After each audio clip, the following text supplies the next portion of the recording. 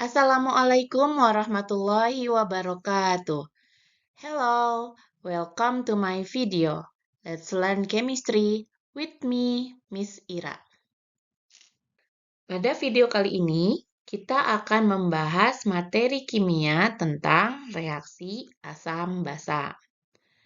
Jika ada suatu zat asam bereaksi dengan zat basa, pasti dia akan menghasilkan air dan garam. Tapi, apakah pH-nya selalu sama? Yaitu pH-nya sama dengan 7. Nah, kali ini kita akan menentukan pH yang terjadi pada reaksi asam dengan basa. Yang pertama, bila mol asam sama dengan mol basa, maka akan berlaku seperti ini. pH yang terjadi tidak akan sama tergantung dari jenis asam dan basa yang direaksikan. Yang pertama, apabila ada asam kuat bereaksi dengan basa kuat, pasti menghasilkan air dan garam. Dan pH-nya sama dengan 7.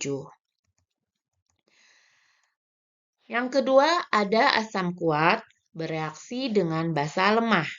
Pasti menghasilkan air dan garam. Tapi pH-nya kurang dari 7. Maka perhitungan pH-nya itu kita menggunakan perhitungan pH hidrolisis garam asam.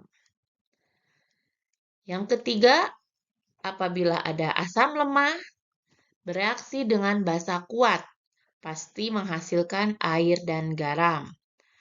Maka pH-nya terbentuk lebih dari 7. Dan itu perhitungannya menggunakan pH hidrolisis garam basa. Dan keadaan yang keempat, zat asam lemah bereaksi dengan zat basa lemah, tetap dia akan menghasilkan air dan garam, tetapi pH-nya tergantung dari kekuatan nilai Ka dan Kb.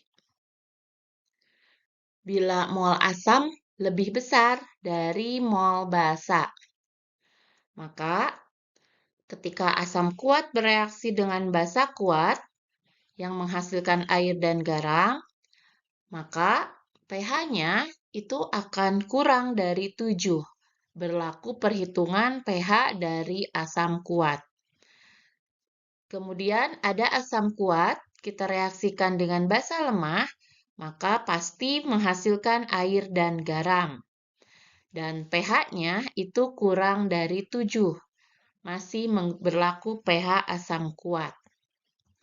Dan ketika ada asam lemah ditambah dengan basa kuat, dengan mol asamnya lebih besar daripada mol basanya, terbentuk air dan garam, tapi memiliki pH yang kurang dari 7.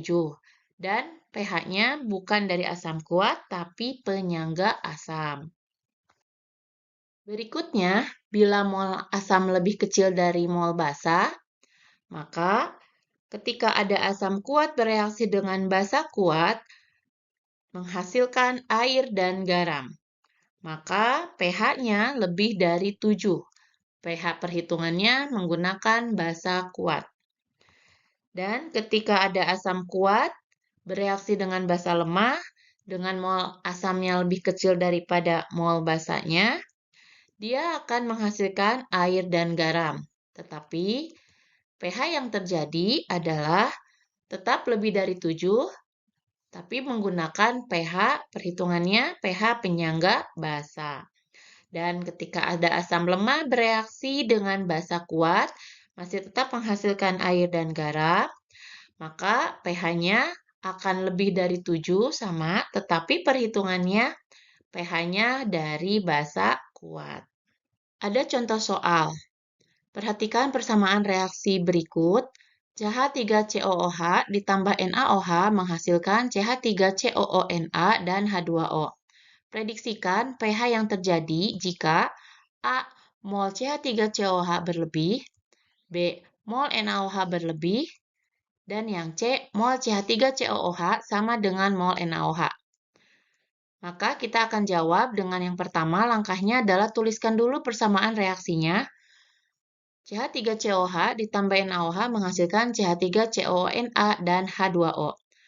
Sebelumnya, kita harus kenal terlebih dahulu zat-zat yang direaksikan. Apakah tergolong asam atau basa, asam kuat atau asam lemah. Untuk CH3COH itu adalah asam lemah, NaOH, basa kuat, dan CH3COONA, garam, H2O adalah air. Keadaan pertama, ketika CH3COH berlebih, pasti NaOH-nya habis. Maka akan dihasilkan pH yang kurang dari 7. Akan terbentuk pH penyangga asam. Selanjutnya, ketika keadaan yang kedua, yang B, CH3COH yang habis, NaOH yang berlebih, pasti menghasilkan pH yang lebih dari 7. Untuk perhitungan pH-nya, kita gunakan pH basa kuat. Dan keadaan yang ketiga, CH3COH-nya habis, NaOH-nya juga habis karena molnya sama, maka dihasilkan pH yang lebih dari 7. Karena dia akan mengalami hidrolisis basa. Dan perhitungannya pH-nya pun menggunakan pH hidrolisis basa. Selanjutnya, kita akan latihan. Perhatikan persamaan reaksi berikut. Ada HCl tambah NH4OH menjadi NH4Cl dan H2O. Prediksikan pH yang terjadi jika A. Mol HCl berlebih, B. Mol NH4OH berlebih, dan yang C. Mol HCl sama dengan mol NH4OH. Nah, silakan kalian kerjakan latihan ini, soal ini, jawab seperti contoh yang tadi sebelumnya.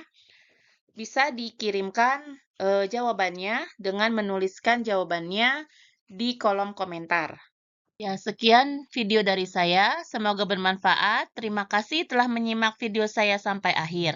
Jangan lupa subscribe, like, and share video ini agar makin banyak orang yang mendapatkan manfaat dari video ini. Terima kasih. Wassalamualaikum warahmatullahi wabarakatuh.